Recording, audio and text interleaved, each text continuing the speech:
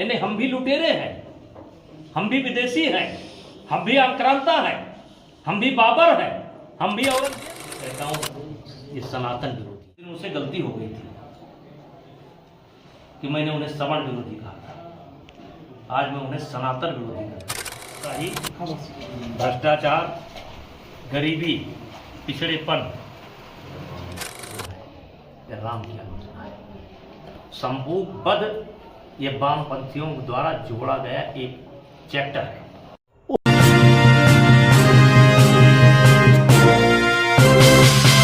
उत्तर प्रदेश के कैसरगंज के पूर्व सांसद बीजेपी के नेता बृजभूषण सिंह ने कहा कि मशहूर कवि आदम गोडवी जो कि सनातन विरोधी हैं।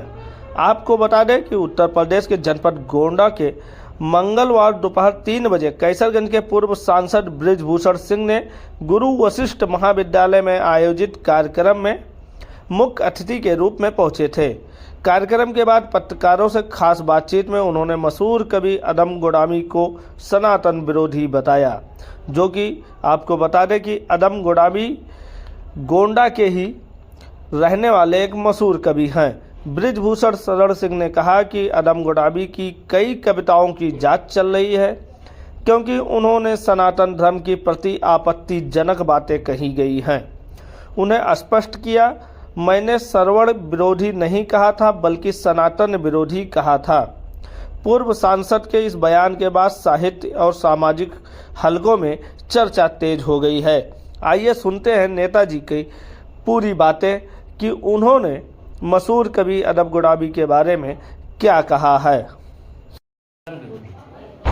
सवर्ण विरोधी ने ही नहीं, सनातन, उनकी कविता को जरा गंभीरता से पढ़िए। आज उनकी कविता पर रिसर्च हो रहा है। उन वामपंथी जिन्होंने इस भारत के इतिहास को तोड़ा मरोड़ा है, उस दिन मुझसे गलती हो गई थी कि मैंने उन्हें सवर्ण विरोधी कहा था। आज मैं उन्हें सनातन विरोधी कहना चाहता हूं।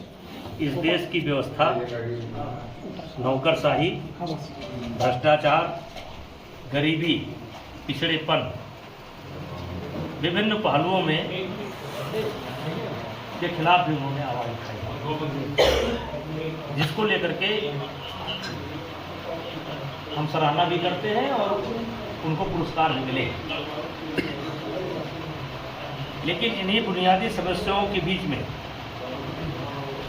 भारत के प्राचीन संस्कृति पर गहरी चोट करते हुए अंग्रेजों द्वारा पूर्व में भारत में जो सामाजिक विभाजन के अभियान चला गया था, उस अभियान को और मजबूत करती हुई कविताएं भी लिखी, जिसका उदाहरण है वेद में जिनका हवाला हाशिए पर भी नहीं, वेद में जिनका हवाला हाशिए पर भी नहीं, वे अभागे आस्था विश्वास लेकर क्या करें। ये कविता क्या दर्शाती है?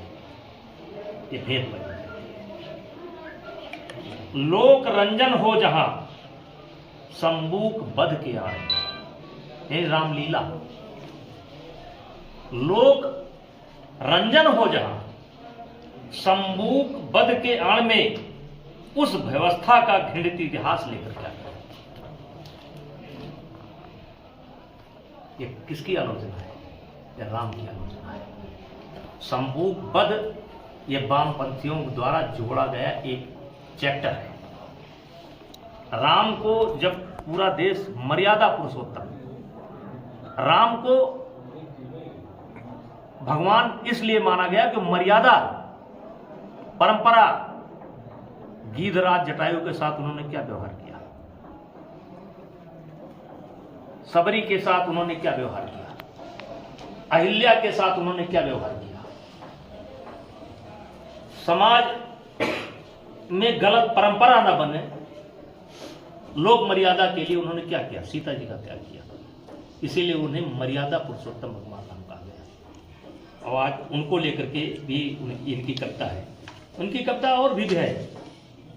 तारीख बताती है तुम लुटेरे हो, तारीख बताती है तुम लुटेरे हो।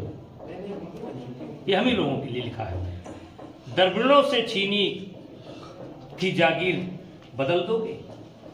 तारीख बताती है तुम भी लुटेरे हो, यानी हम भी लुटेरे हैं, हम भी विदेशी हैं, हम भी आक्रांता हैं, हम भी बाबर हैं, हम भी औरंगजेब हैं, और यहां द्रविड़ और आर्यों को लड़ाने का काम इन्होंने किया। इसलिए मैं कहता हूं ये सनातन विरोधी है। आप कहते हैं जिसे इस मुल्क का स्वर्णिम अतीत, ये कहानी है महज प्रसोद की, सन्यास की। अब इससे ज्यादा गाली कौन दे सकता है? और इसीलिए आज इनकी कविताओं पर रिसर्च हो रहा है। वैसे हमारे व्यक्तिगत संबंध थे, कवि सम्मेलनों में हम उनको भी बुलाते थे, हमारे कई कवि सम्मेलन में आए हैं, लेकिन एक कवि के नाते ठीक है। अब वो कहां से लाए?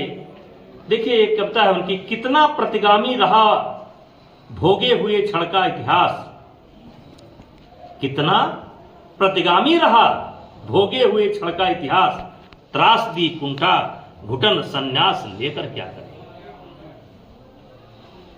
अदम गोंडी साहब इन लाइनों में भारत की स्वर्णिम इतिहास की त्रासदी, कुंठा, घटना, घुटना और संन्यास कहकर भारतीय स्वाभिमान को मारने का प्रयत्न कर रहे हैं, जो वामपंथियों की सोच है। इसलिए मैं फिर कहता हूं वो सनातन विरोधी थे, वो राम के विरोधी थे, वो कृष्ण के विरोधी थे, इस व्यवस्था के विरोधी थे। और इसीलिए सबसे ज्यादा आज उनकी कविताओं पर रिसर्च हो रहा है।